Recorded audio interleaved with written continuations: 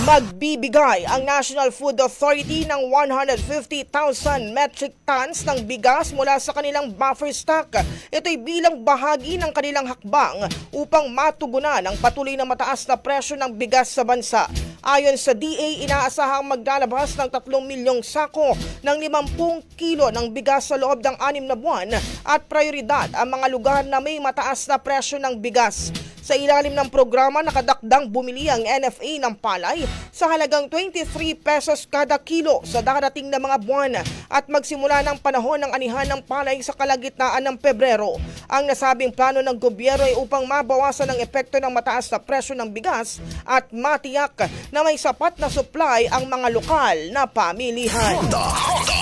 Brigada. Ang bahaging ito ay hatid sa atin ng Yummy-Vit ES3 Syrup. Simulang tuparin ang pangarap ng iyong anak. And starting now,